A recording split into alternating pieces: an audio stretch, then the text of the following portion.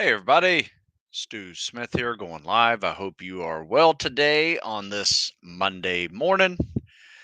And we are live on Instagram, YouTube, two Facebook pages, all at the same time using StreamYard. So it's very good because it's kind of multiple birds with one stone.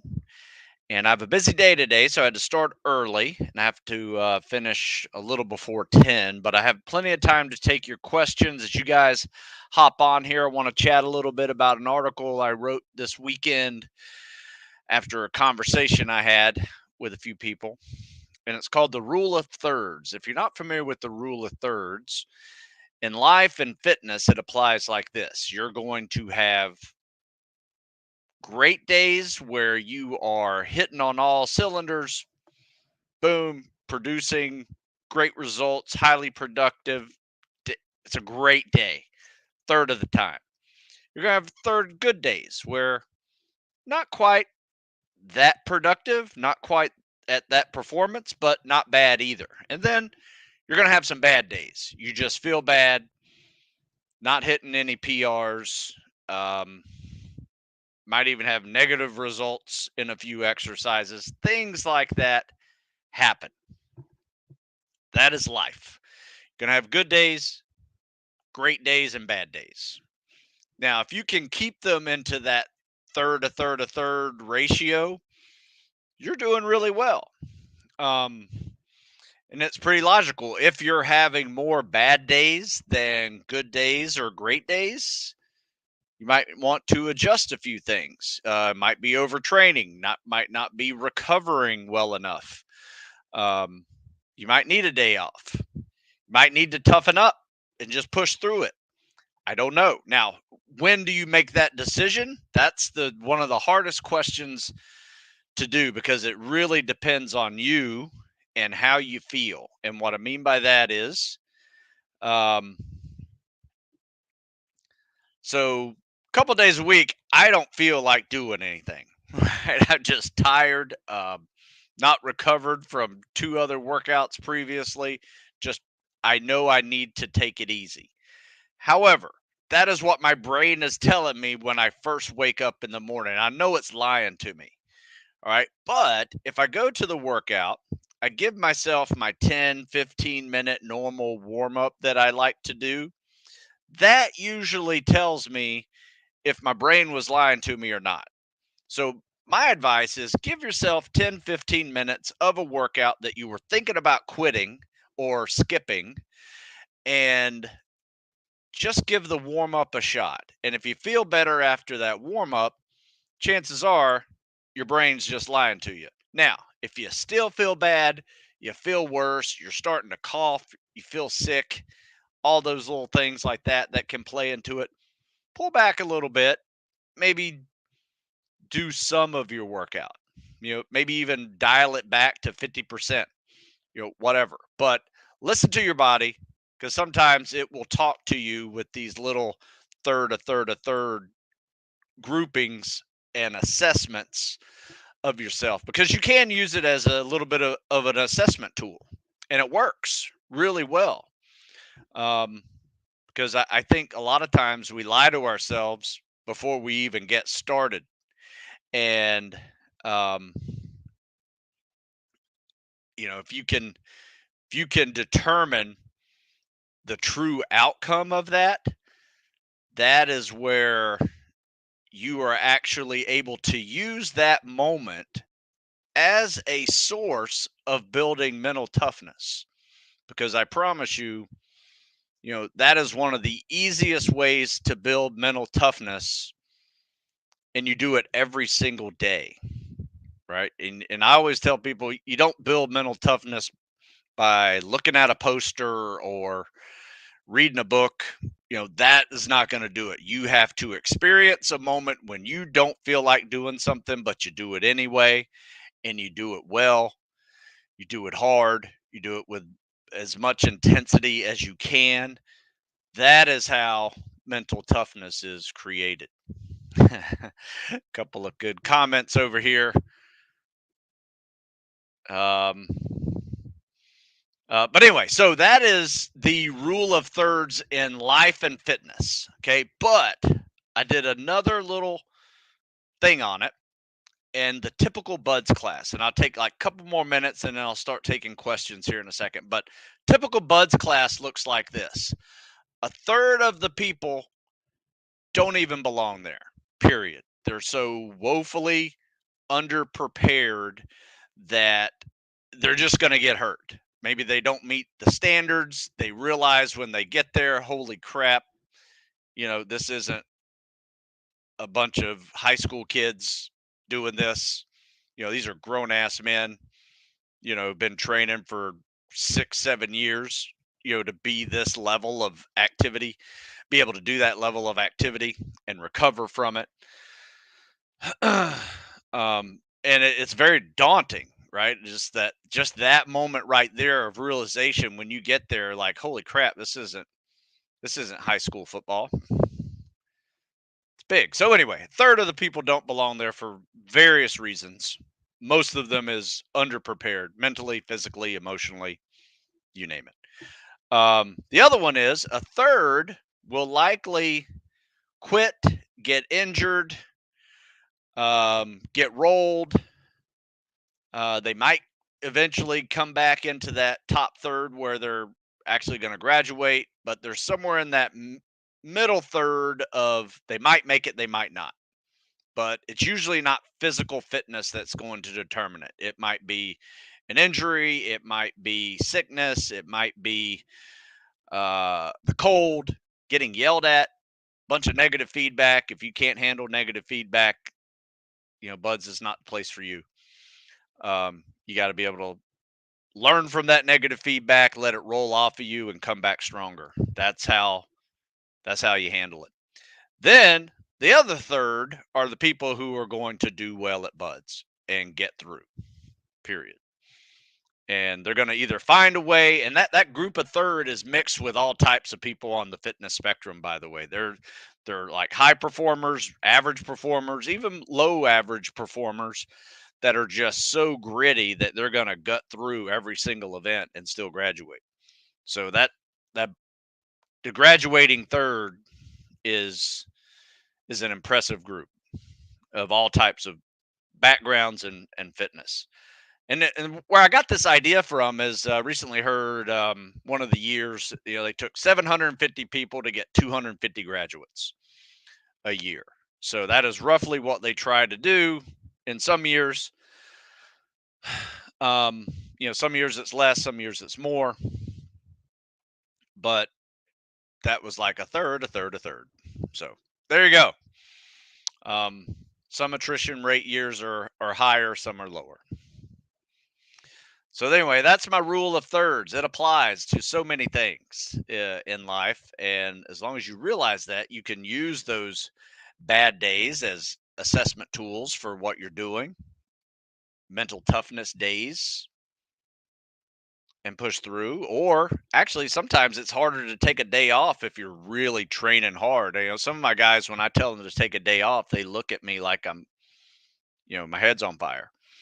I said, no, I'm serious. Take a day off. And then they come back stronger and they're like, holy crap, a day off worked. They never taken a day off in their life, which is fine. I love that kind of people. I would say as a coach, one of my big jobs as a coach is to know when to tell people to pull back on those reins, because they're just going to work themselves to death or injury. It's probably a better term. All right, let's see what we got over here. How do you dial in macros and calories? Thanks. You know what? I do it this way, because I eat well. It's just I can eat more than I need to often. What I mean by that is a second helping of steak or chicken, or fish even. Extra, veggies, I tear them up. I eat so many vegetables, um, and fruit. So I know I eat well. It's just I can eat too much. And at the end of the day, I need to learn how to portion control primarily for me. is my big problem. However, if you're trying to gain weight, there's no portion control to it. Just crush food. Eat a milkshake, drink a milkshake after you've eaten. Grab a peanut butter and banana sandwich before you go to bed. All those things are going to help you gain weight. Losing weight, that's where it gets a little tricky because, yeah, you can work out a little harder, but you also need to watch what you're eating, right? Especially as you're aging and in my years, it used to be I could outwork my diet, probably after 35, that quit being a thing and had to start dialing in my diet a little more. Um, just eating smarter, eating less. And the one way I do this, and this is a fun little hack, if you want to call it, that is I have a salad plate and a dinner plate. So what I have been doing is putting my salad on my dinner plate and my dinner on my salad plate. That has been very helpful. My lunch is also on a salad plate, or I just eat a salad. Um, so that's how I dial in my macros. Um, who's gonna carry the boats? Uh, I guess everybody does for a while. Um, all right, let's see who we got here. Hey Alex Baxter, I'm curious what is your go-to pre-PST meal? I still take PSTs, and I still do what I did when I was in my 20s, and that is I have a little bit of carbs beforehand, um, and I typically don't go too anaerobic on the swim. I've gotten my swim to a point where I can be aerobic and still, get into low eights. Now, if I wanted to break eight, I'd probably have to get anaerobic a little bit and put the hammer down, be a little more winded. But I tend to keep my swims into low eights. Uh, so I don't really need a whole lot of fuel for that one. However, I tend to eat some fruit basically, and I bring along with me some Gatorade or something with sugar in it. Juice. Juice has been helpful in the past. I usually do like this cran apple juice, seems to agree with my stomach pretty well. Some people like apple juice. Some people like Gatorade. Something with real sugar in it, just because you're going to be you know, burning that candle pretty hard, especially with the swim, and then going into max effort on all the reps. You are going to be busting out some serious glycogen, blood sugar that you have. And I just sip it throughout the whole test. And by the time I'm ready to go do the run, I have a little bit more fuel in the tank if I need it. And what that just prevents me from doing is that last half mile of the mile and a half, I don't bonk. Actually have some juice to maybe even see the guy in front of me and try to pass him. Right. So it gives you that little extra kick on that back end if you have some carbs. The one thing I don't do, and this is something all you guys should be listening to if you're taking PSTs, don't do pre workout, don't do caffeine. It does not help you in any way before a PST. It's just going to make your heart rate artificially elevated to a point where you're going to be huffing and puffing, burning sugar faster than you needed to. Don't recommend it at all because it's not fuel. It is purely caffeine. Most of it is. If you have some sugar in that caffeine, I guess that might be a little bit of fuel, but it's not real energy. It's just masking tiredness and elevating your heart rate artificially. And unfortunately, there have been people who die from taking too much caffeine before those type of events. How do you manage soreness? Well, I will tell you this. I tend to stretch often. I stretch every day, and it doesn't have to be for very long, 10 minutes here, 10 minutes there. If I'm writing a lot in a day, I will sit down. I have a standing desk, which I will put up to a standing thing about probably late mid morning, just so I'm not sitting down all day. So that helps. And then, every time I move, I will walk up my stairs, stretch on my stairs. So I am constantly stretching just to avoid some of that not moving pain that typically accompanies guys that are working out, maybe doing leg days and then sit down for too long. That's a level of soreness that I'm sure you've all experienced. um, I just try to just keep moving as much as I can, and when it starts to hurt, I go for a little walk. Not long, just 5 minutes. I usually walk down my driveway, take a right, get to this trail, turn around, come back. 5 minutes, boom.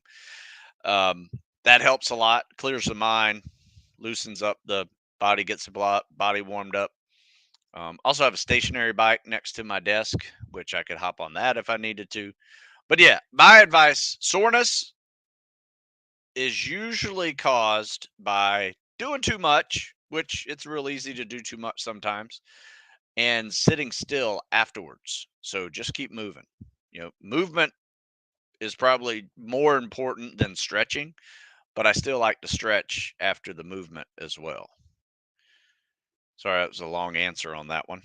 Um, so good question on the PST meal. I like that one.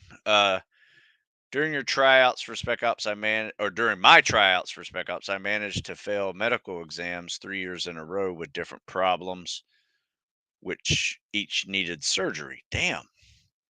Should I still try to get into Spec Ops? Well, if you want to get into Spec Ops, you will get into Spec Ops until they tell you you can't do Spec Ops because you have this medical condition that is not recommended to be part of Spec Ops. If you still feel that desire and you've worked hard, not only physically, but addressing these medical conditions, um, hell yeah, man, keep going. I mean, I don't know what they are. So, but the thing is you shouldn't have to ask yourself, should I do this? Right? This is one of those things that there's, if you want to do this, there's one answer. You don't have to ask yourself a question, do you want to do it? It's like, this is the only thing I want to do ever. So that's kind of the mindset that's needed if you're thinking about going into special ops world, because it's going to require every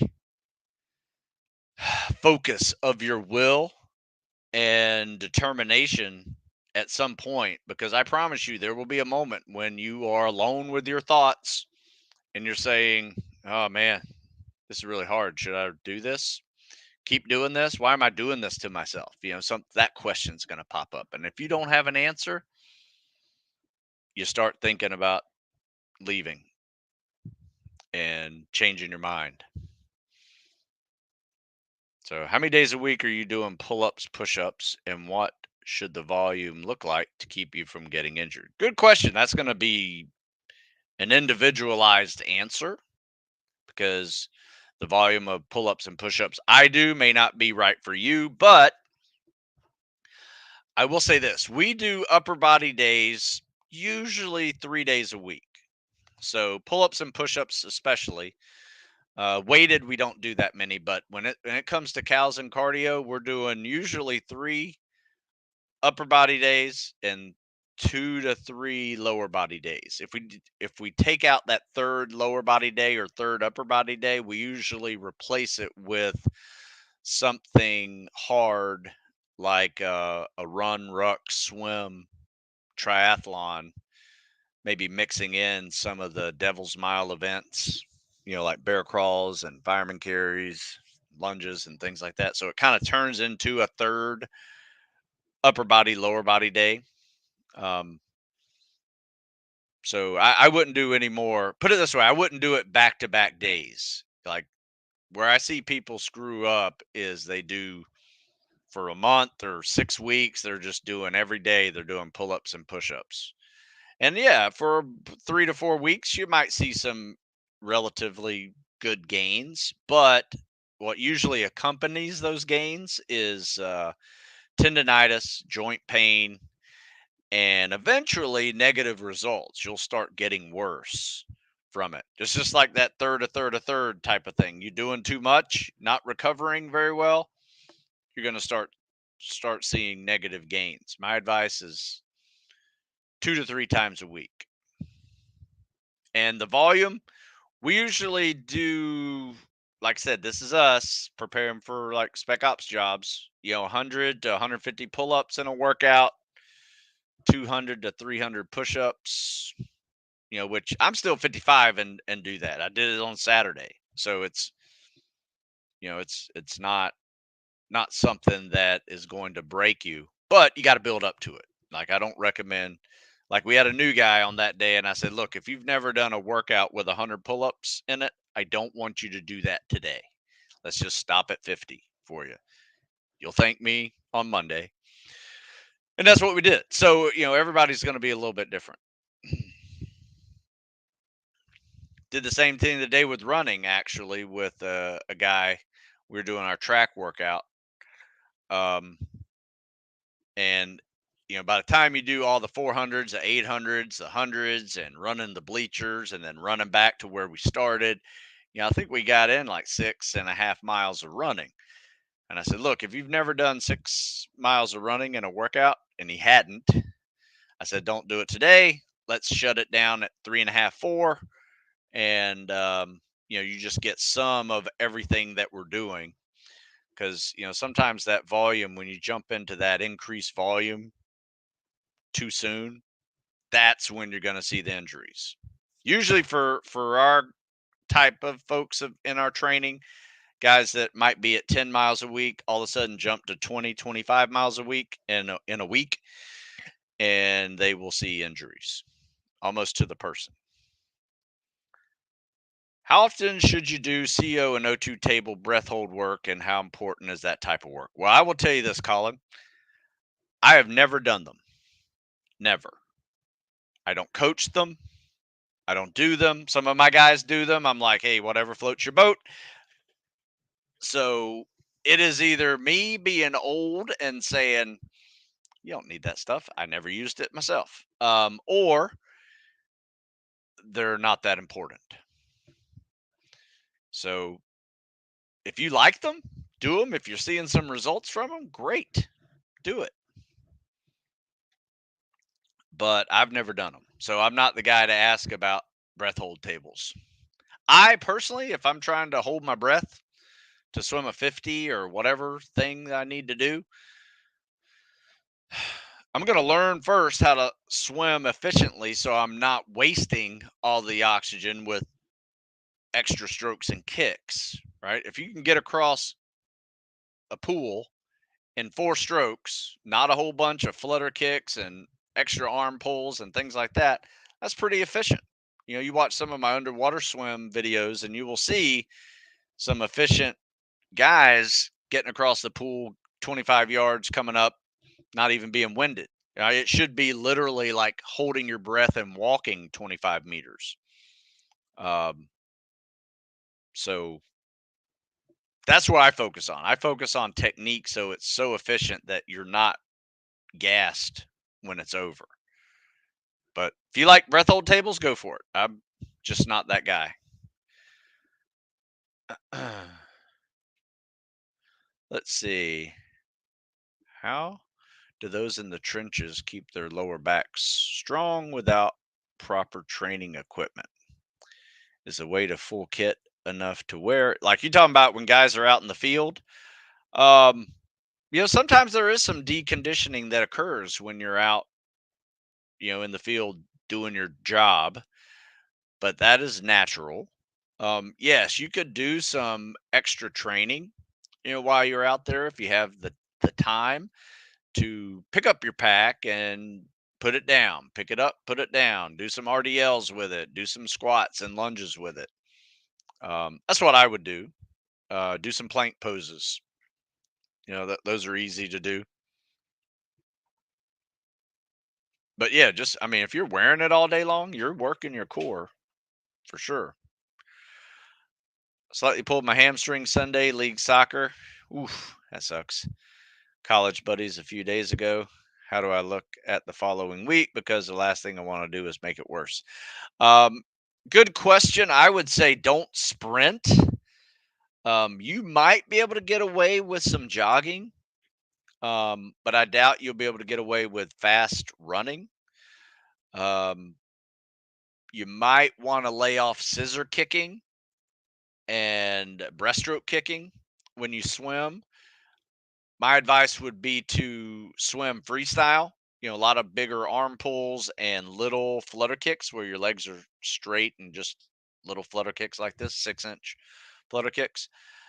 That is what I would do to keep moving and just, lay off stretching it for a while, let it heal.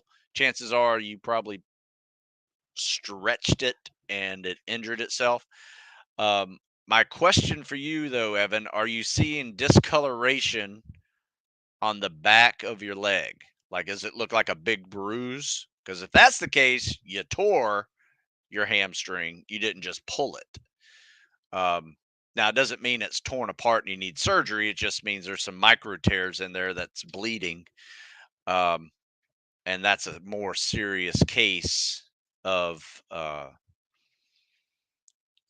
of an injury. So let me know what that is. If you're not seeing discoloration, go with my original recommendations. If you are seeing discoloration, you might even want to take it a little bit lighter than what I originally recommended.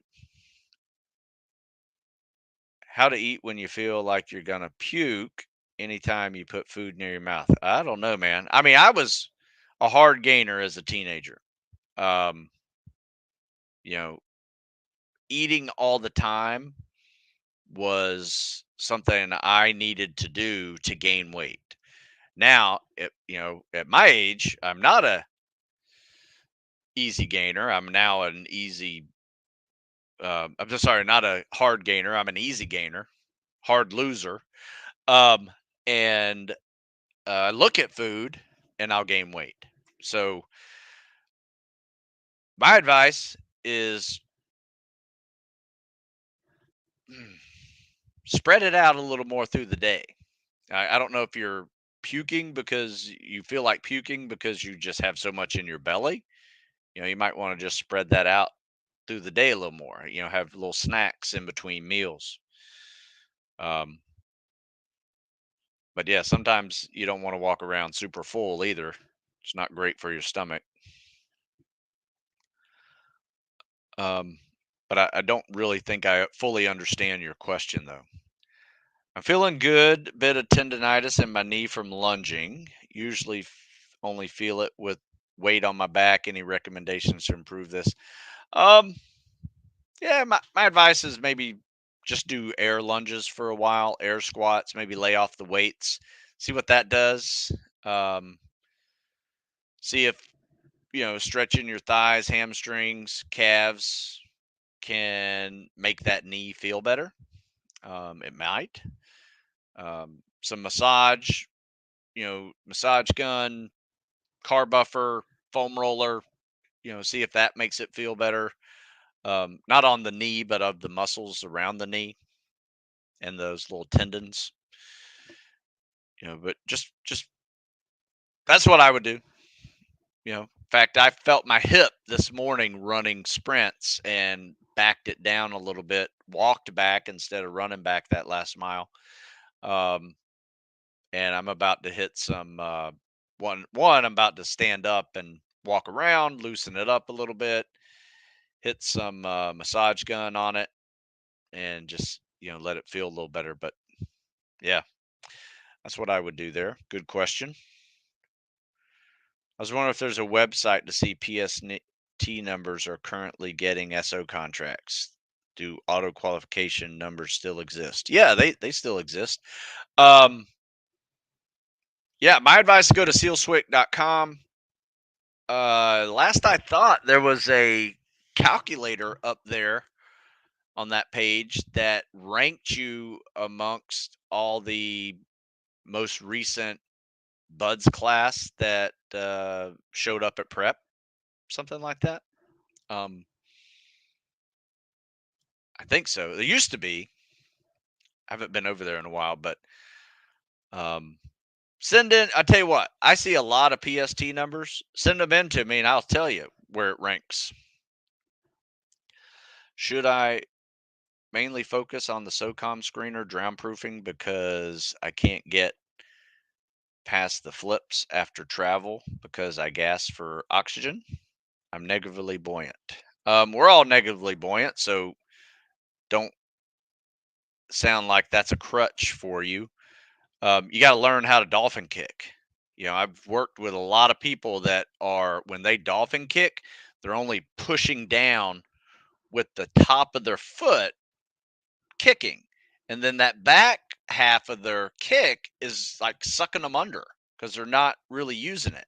You got to learn how to use the front and the back of your foot, or like think of a dolphin fin. It pushes water down and it pushes water up, pushes water down, pushes water up. You have to learn how to do that. So my advice is watch some dolphin kicking um, videos. Like find some guy who does butterfly and is teaching dolphin kicking underwater and just watch, because you'll see it's not a bend of the knee, up and down bending of the knee. It starts in the hips and it whip kicks all the way out. So there's a technique issue I think you're probably having issues with. Um, but I don't know if you've seen my drown proof workout. It's really good, and it makes drown proofing harder for you because it gets you in shape for drown proofing and you're not gasping for air at the end. So I'm putting this in my YouTube links over here in the comment section, but I'll put it over here in the Instagram as well. Though I know you can't link it. The article is called Workouts and Techniques That Help with Drown Proofing Safely. So check out that article and do that workout. We do that workout after every mobility day, and it's just a ritual now. It's not just a routine. We've taken it to ritual level. Like if you're doing mobility day, you're going to do drown proofing workout. And basically it's all the drown proofing exercises, and we mix in a 100-meter swim. Now, some of the guys, I've been saying this is too easy for you. Let's mix in 200-meter swim. So they get like 1,200 meters of swimming along with the drown proofing test. And here's where it makes it easier. When you take out those hundreds or 200s swims in between the events, it turns that drown proofing test in probably one of the easier tests that you will ever do, even if you're negative or positive for that matter. Because unique thing about that test is if you're positive, you're going to have a hard time bobbing. If you're negative, you're going to have a hard time floating, right? But if you learn how to control your breathing, exhale to sink, and inhale to float, keep your lungs full when you're trying to float, and learn that proper dolphin kick in the down position. A lot of times I see guys dolphin kicking this way, and look, it's making these force vectors this way. You need to be bent at the waist, dolphin kicking this way, so it's creating upward force so you stay near that surface. In fact, I'm teaching that today to a whole bunch of guys that are not doing well at dolphin kick. Have you heard of SOCOM athletes Hell Day events? Are they solid guys? Oh yeah, I had the owner of that on my podcast, Jason Sweet. Great guy. Yeah, they're solid. Absolutely. And it's a good test for you. I think those things are pretty handy for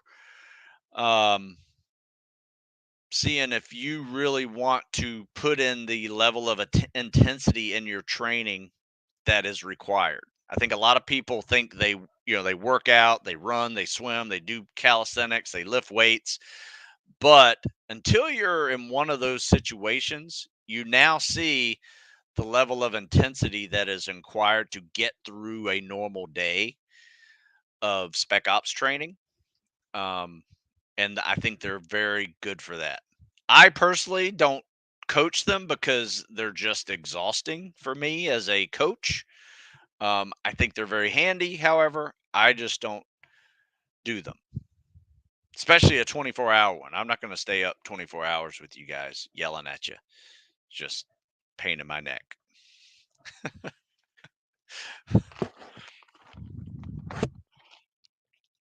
What is more healthy for intestinal health, cranberry or pomegranate? I don't know. Be honest with you. My first thing I would Google. Second thing I would ask a nutritionist. All right. All right. Let's see. Another question. How about Warrior Challenge? I'm in Erie and they want me to go to Buffalo. I don't know. You're talking about the Navy? I don't know, man. I mean, if you're trying to enlist in the Navy, you will be part of what's called the Warrior Challenge, right?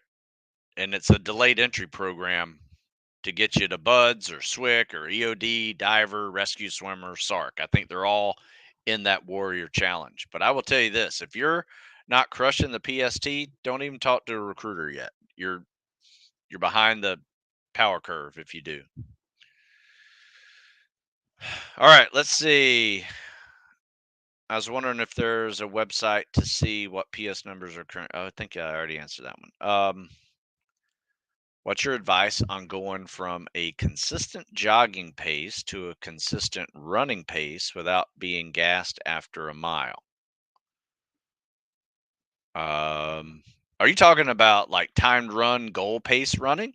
That's what we do most. I mean, we build up, like, put it this way. Let's say you're jogging at an 8-minute mile, but your goal is to run a 6-minute mile for a timed run. So that means, go to a track, find a known distance place to run, and mark out 400 meters or 800 meters. That's either one or two times around a track. Now, jog it, see what that time is. Okay, let's say you do it in less than 2 minutes, minute 50. Okay, so that's your jogging sub 8 pace. That's pretty good. Now, if you want to jog or run a 7-minute mile pace, all you have to do is get it down to like 145, right? Let's hit that 145. Let's see what 7 minutes feels like. If you want to bump it up a notch and see what 6-minute mile feels like, drop that thing to a minute 30. Now you're running at a 6-minute mile pace, a known pace for a known distance. How long can you maintain that is about conditioning. So you need to teach yourself that pace so you can now know your pace that you need to run, practice that pace with 400s, 6 to 8 400s, 3 to 4 800s. Then let's see if you progress into that and see if you can get a mile of it. That too is good. And if you want to, like, in between those like goal pace days, you can throw in a jog day and just work on aerobic base. That's fine. You can do it that way. Some people have a hard time running that much when they're first starting running. So I usually give runners or non-runners an option to, instead of doing the long slow distance jog, for aerobic base training, is to do biking or more swimming or elliptical, rowing, some kind of non-impact cardio activity that's going to get their heart rate in that aerobic zone, but avoid the impact of that additional running. That's just a way I have been coaching for years, and I've seen it help a lot of people not get those injuries that are very common to new runners. Yes, is aerobic base running important? Sure, absolutely.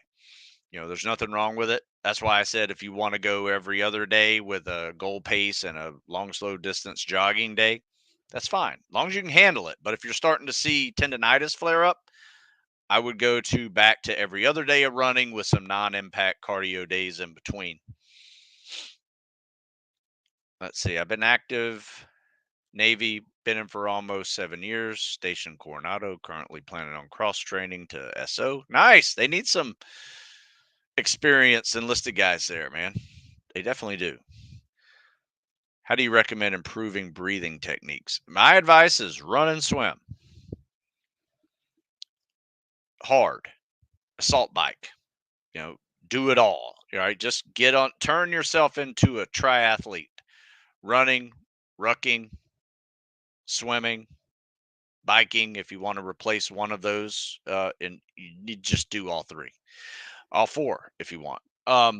And just getting better cardio conditioning. But something we do here is there's this workout. I don't know if you've seen it, but it's called the 50-50. In fact, if you go to my Instagram, it's now one of the pinned articles or the pinned posts. I have a post about coaching, I have a post about treading, and I have a post about the 50-50 workout that's right up top on my Instagram. And it explains probably the three biggest questions I get on one, who I am, two, what I do with treading coaching, and what I do with swimming coaching. But if you type in 50-50 Stu Smith, it'll pop up this workout called the 50-50 Crush the Swim in Less Than a Month. I highly recommend you doing this 5 days a week. And I promise you, whatever you're swimming now will be easier in 3 to 4 weeks. It works. It works that well. It works so well, I give it away for free.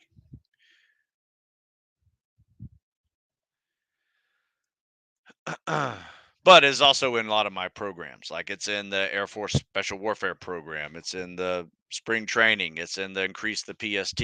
It's in the Navy PST, Navy SEAL 2-3. It's in all those programs. It's that good.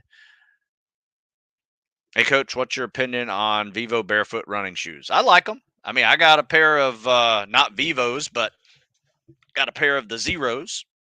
Love these things. Um, Almost like barefoot running shoes, not quite like Vivos. Man, I love these things. These things are great. I tend to not run in them on pavement. That's the one thing I don't do. Just being a 200, 205, 10-pound runner is just not comfortable running on pavement with these. So I run on turf, I run on trails, run on sand in these shoes. They're great for that. But if I'm running on um, pavement, I run with my on clouds. But that's just me. I think shoes, diet, and training all need to be somewhat personalized for you. So you need to figure out how to personalize what works best for you. Hey Stu, good morning. How do you feel about breaststroke over the CSS? I don't have a problem with it. I just don't do it well, so I don't teach it. And I will tell you this: most non-swimming athletes are not good at breaststroke because they spent their whole life doing this with their legs running. They never did, this with their legs and whipping their knees internally. Um, they never spent a lot of time doing that. So the muscles to create a strong breaststroke are not there for most non-swimming athletes. Now, if you grew up doing some water polo or did some swim, competitions, you've probably gotten a pretty good, well-developed breaststroke. Use it if it works for you because it is strong. I think it's probably more powerful than the scissor kick, but for most non-swimming athletes, and that's mainly who I coach, um, it's just not an option for them compared to the power of their scissor kick because it really kind of comes down to hip strength. All right. Does that make sense? I don't think I finished reading your whole thing though. I'm just as efficient in both, but I could maybe be faster with breaststroke. P.S. Do you have an opinion on swim caps? I don't have an opinion on swim caps, but a lot of people wear them. A lot of pools require them. I don't wear one unless the water's cold. Um, but they might make you faster if you have long hair. I don't know. Do a weekly podcast with Jeff Nichols and bring back the Two Through and After series with Jeff Nichols. Yeah, I will. I think our issue has been mainly uh, getting on each other's schedule to do this. So Anyway, but I texted him the other day. You know, we still catch up.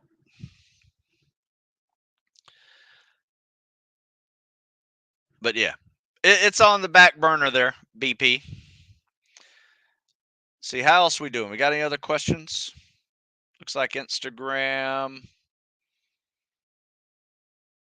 Okay, I struggle with injuries in my hip flexors. Are there any ways to mitigate this? You know what? My hips, I feel my hips. Hips don't lie. I won't lie to you. I tend to do two things with my hips. I strengthen my hip flexors by just high knee raises. Maybe even put some ankle weights on or put my toe through a kettlebell, pretty light kettlebell, 15, 20-pound kettlebell. See how high I can bring my knee up and then take it out to the side, work my hip almost in a 90-degree angle. So I strengthen them in that way, do flutter kicks, leg levers, things like that, like old flutter kicks laying on your back, doing flutter kicks that will work your hip flexors. Then I will tread water, and that is very helpful with the hips and the hip flexors. I will do little flutter kicks while treading water. That's a really good one. And aqua jogging. So full stride, high knee, and kickbacks, running in place while you're kind of treading water. So I usually do what I call this like 10 stride aqua jog, where I go 1, 2, 3, 4, 5, 6, 7, 8, 9, 10. And like every 10th stride, I come up for a breath. So kind of holding my breath to keep me afloat, use my hands if I need to push down to stay up close to the surface. So whenever I do pop up, I am now ready to inhale. Um, that's a really good way to work the legs with some minor resistance of the water. Really helps me, especially 55-year-old hips. That really helps me to just move without pain.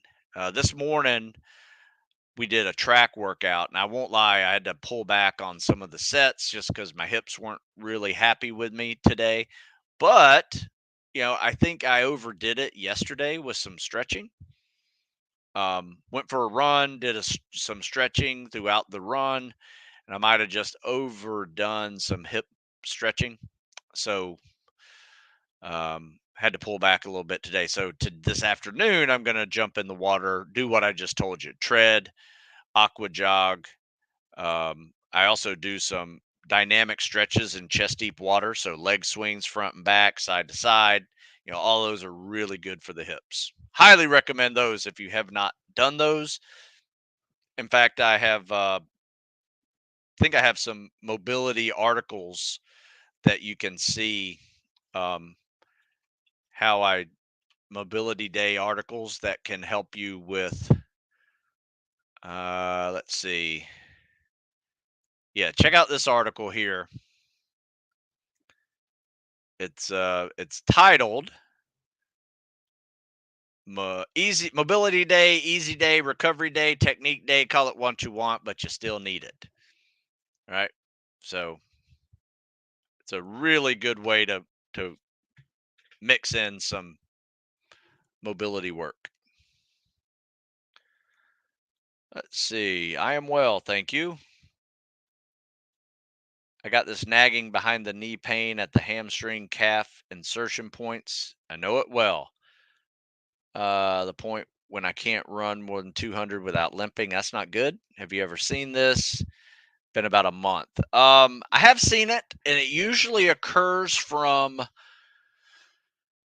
probably too hard of a whip kick, like a scissor kick. So, are you swimming a lot right now? Because if you're doing a lot of scissor kicking, that front leg, sometimes that bends. And when you're pushing that water with that backside, it kind of hyperextends just a little bit and stretches that part right behind the knee. Um, Seen that a lot. So, it could be from that. It could be from lunges and hyperextending a little bit. So, that's where I've seen it. So, my advice is this: don't do any scissor kicks for a while. Maybe when you are swimming, just do little flutter kicks. If it's hurting when you run, don't run. I have this rule for running. If it hurts to run, stop running. If it hurts to walk, don't run. And if it hurts doing nothing, go see a doctor because something's wrong. So those are my rules on when something hurts when you run. Does that make sense for you? All right, looks like I got all those answered. Looks like I got all these answered. Oh, nope, I did not. What pace do you consider a jog versus a run? Well, that's going to depend on you, sir. An 8-minute mile for you might be a run. An 8-minute mile for somebody else might be a jog. So, what do I consider? I consider an 8-minute mile a jog. I consider, sub 7 a run because that is what forces me to put a little more effort into my running. So, it's more of an effort level.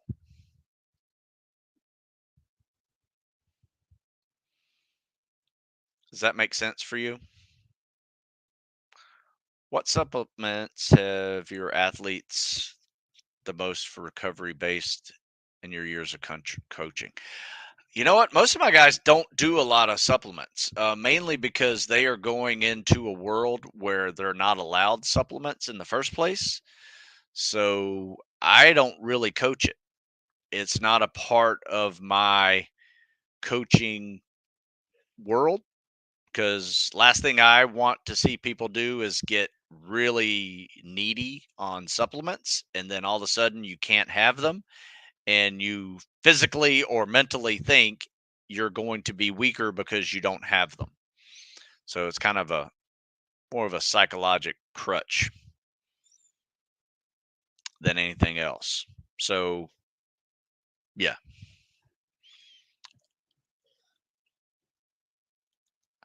save your money, especially if you're going Spec Ops because you can't do it anyway. Anything, in fact, anything that says supplements on the back, like this, supplement facts, like this is zinc for helping me fight colds. They're not allowed in Spec Ops training. I always wondered about this. Spec Op workouts are insane. Yeah, sometimes. Wondering how they're insane compared to people who don't do them regularly. Because some of the workouts like the Murph, for instance, people think that is really hard workout. But be honest with you, it's kind of a warm up. So it can be a great warm up for doing more hard things. But it's a level of training that gets you there to handle it as a warm up versus a complete wipeout beatdown. Wondering how they compare to physical demands of actual combat. Good question. Not the man to ask that one. Are the workouts so hard they make actual combat seem kind of easy? No. I mean, there's a tactical level of training that has to go into your day.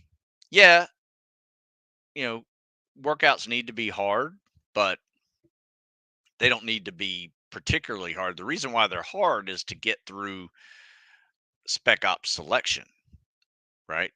And once you're in the teams, those workouts don't look the same. Like you're not still doing pre-buds workouts to prepare for a day of Spec Ops training. You're actually training smarter and you're doing, workouts that are programmed for you by professional trainers that are part of the team and you can actually get strong, maintain your endurance, maintain a level of stress mitigation. So you now have these tools to handle the stresses of the job, and you can focus more of your energy on the tactical skills and applications that you need to do to be better in those combat settings. So it's really three phases. In fact, I talk about the first two phases in a recent course I just posted up on my site at Stu Smith Fitness. You can see where phase one is your training to crush this fitness test. Because if you don't crush this fitness test, you're not getting accepted into the Spec Ops program. Phase 2 is getting through that selection program. Whatever that selection program looks like, you need to prepare for those challenges that are in your future. And then phase 3 is the operator, and that looks completely different from phase 1 and phase 2.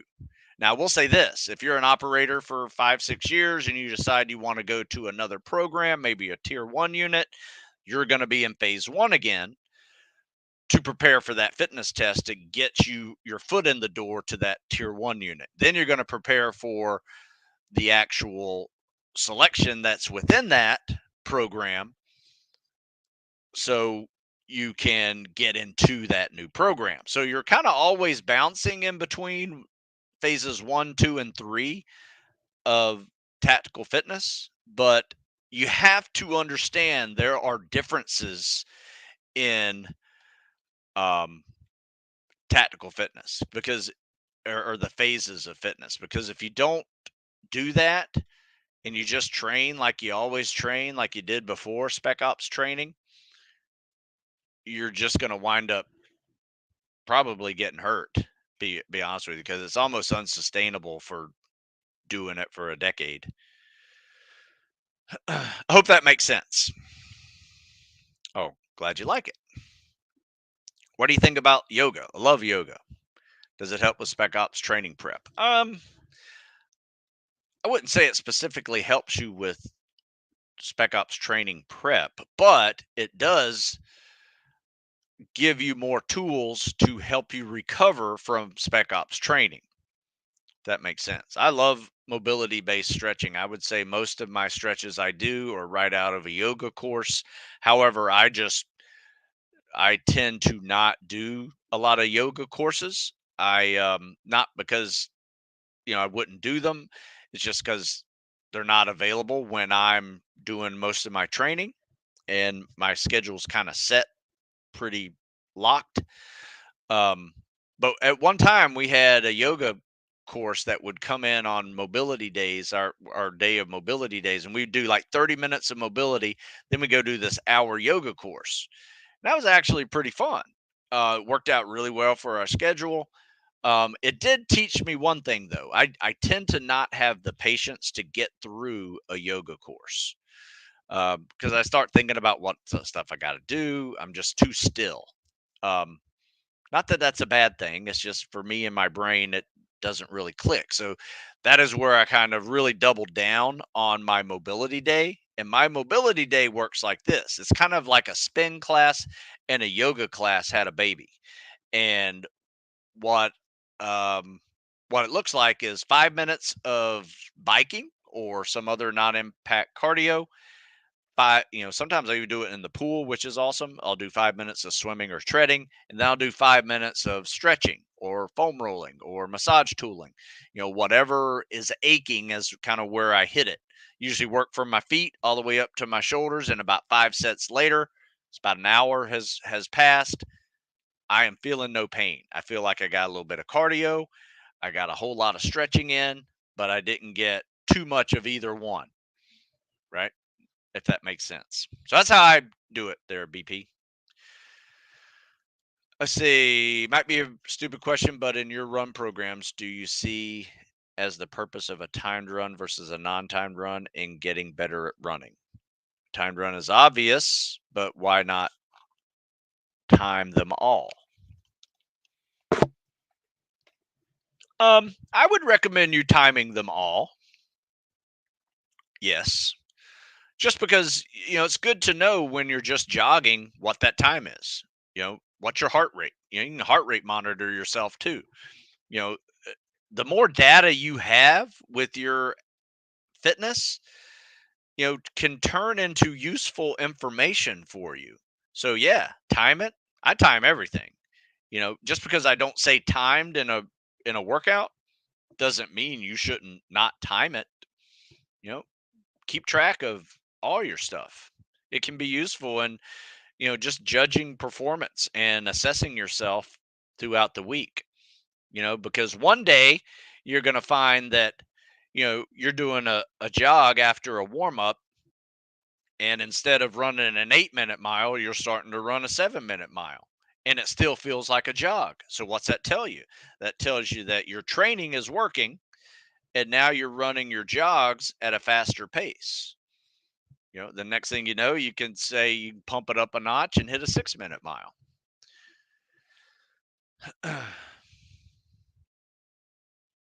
What type of yoga do you recommend? You know what? I don't know enough about yoga to recommend different types. Be honest with you. I've never done hot yoga. Well, I guess I've done once. Yeah, wasn't a fan. Don't like saunas for the same reason. Um, if you're already trained hard, seems to be too taxing on the body if you're already trained hard. Yeah, I would agree. If you're already sweating profusely elsewhere, probably the last thing you want to do is be sweating profusely more, because it's just going to require you to drink more water and add more electrolytes to your day. I mean, it's not a bad thing. I don't think it is. I mean, it could be, if you neglect your water intake, that could be really bad, but it's kind of up to you. I tend to not do the hot yoga stuff. All right. Let's see what else we got. All right. Is it true that vigorous endurance training will make athletes anemic because red blood cells break down so often? I've never heard that. Um, it's got to be in combination with their diet too, or it could be some other ailment that they have within their body that is making someone anemic. I don't know. Do you recommend training swimming in the pool or the ocean? I don't have a pool, but I live next to a beach. Yep. I would recommend both. I mean, eventually you're going to have to learn to take a test in the pool, tread in a pool, do underwater swims in a pool, but you're going to have to also learn how to swim open water. So, some people have a pool, but they don't have the ocean and they still figure it out. So, yeah, hang in there. Keep doing it. All right, let's see what else we got. Tips on swimming straight line when in open water. Oh, great question. Here's what I do.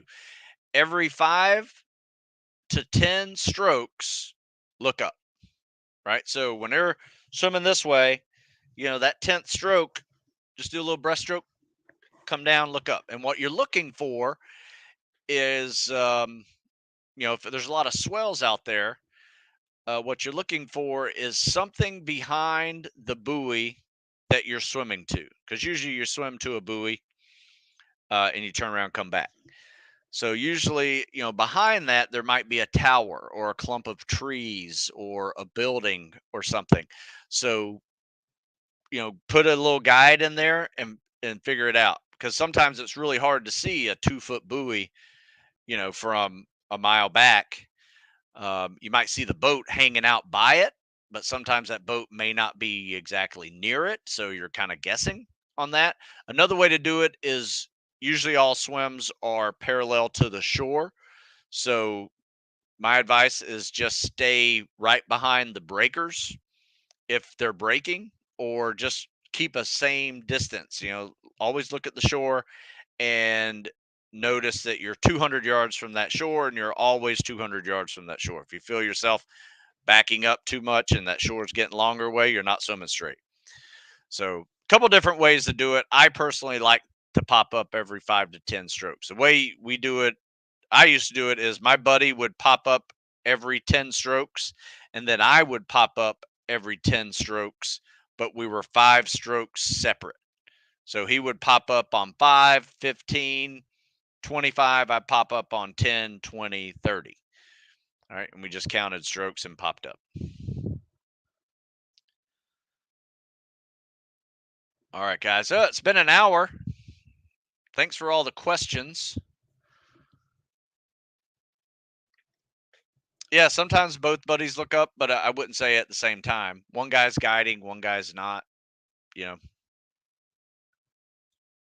But I personally, I like it when both guys are kind of guiding, just because, one guy might suck at guiding. Um, and at least you can fix it. All right. So running in sand. Yeah, I got a couple of running in sand videos up on YouTube. So go check those out. Um, but I need to take off on this one. So check out Stu Smith Fitness.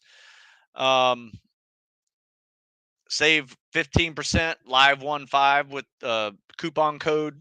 If you're looking at buying anything, got books, ebooks, lots of free articles you can read on all these topics that you brought up, and a new program out there as well, to and through phase 1 and phase 2 of tactical fitness that really focuses on not only the PST but post PST stuff. um, 80 minutes of me coaching in those videos. So check those out. Let me know what you think, and I will be back tomorrow. Send me some CSS videos, and I'll critique them. We will see you later. Have a good one.